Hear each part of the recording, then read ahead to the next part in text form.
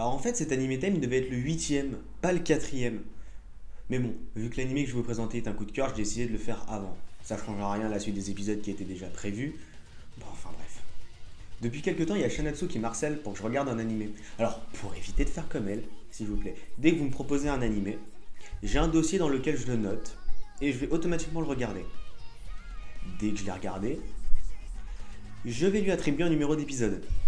Et surtout, si je vous dis que je vais le visionner, si je vous réponds que je vais le visionner, c'est sûr que je vais le visionner parce que à ce moment-là, c'est que je viens de l'écrire dans le dossier. Ceci étant dit, aujourd'hui, on va parler d'un animé vraiment badass.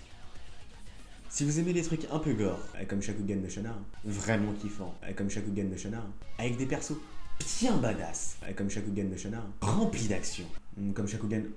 Ok, j'ai rien dit. Eh bien, laissez-moi vous présenter Akame ga Kill. Akame ga Kill est un shonen écrit par Takahiro.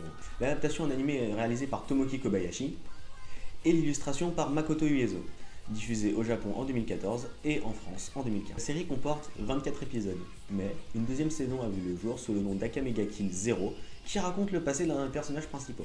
Juste au passage, hein. Dans mes descriptions, je vous mets les liens pour regarder les animés. En général, je vous mets les liens vers Atkami. Mais après, si sur Atkami c'est licencié ou que... tout simplement il n'y a pas. Je vous mets les liens vers Neko-san. Pour cette histoire, nous suivons Tatsumi, un jeune garçon parti de son village natal pour s'engager dans l'armée impériale. Il arrive donc à la capitale de l'Empire, et il voit que la vie n'est pas aussi rose qu'il le pensait à la capitale. Un peu comme Paris? Exact. Déjà, il se fait recaler de l'armée. Hein? Comme ça c'est fait. Et surtout, il se fait voler son argent.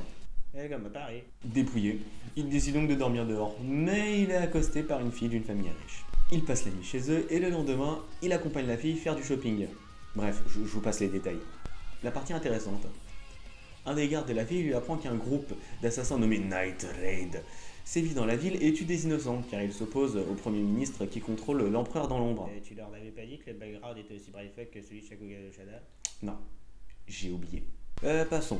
Donc Night Raid tue souvent des riches et des hauts gradés de l'Empire. On peut donc le dire, ce sont les ennemis de l'Empire. Doivent périr. Tu regardes Noob encore une fois, je te coupe les couilles. Donc, Tatsumi rentre encore dormir le soir chez ses braves gens. Et devinez qui est la prochaine cible de Night Raid? Bref, on va s'arrêter là parce que je vous ai déjà résumé 3/4 de l'épisode. Juste une petite info en plus pour vous. Lorsque Tatsumi est parti de son village, il n'était pas seul. Je vous laisse découvrir la suite en regardant cette vidéo. Or, pour mon avis sur cet animé, assez simple. Le background est assez compliqué, mais ça rend l'animé d'autant plus intéressant d'ailleurs. Après, l'animé répond bien aux grandes questions de l'intrigue. Hein. Et de ce que j'ai pu savoir, Akame ga Kill 0 en rajoute une couche. Au niveau des réponses aux questions de l'intrigue, et ça c'est sympa. Après, on n'est pas obligé de regarder Akame ga Kill 0, mais juste Akame ga Kill, et l'animé est drôlement court, ce qui fait que c'est vraiment cool. C'est-à-dire que l'animé répond en 24 épisodes à toutes les questions de l'intrigue, enfin, sauf une, hein.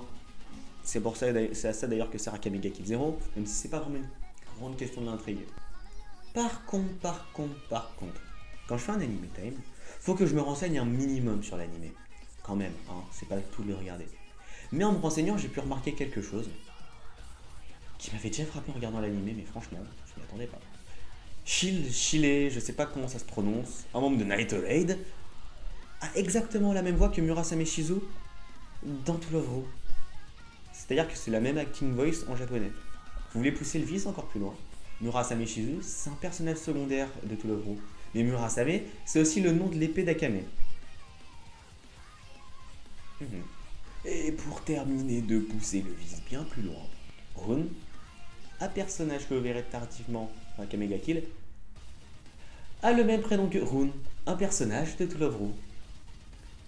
Je sais pas si c'est des clins d'œil, mais là, c'est beaucoup quand même.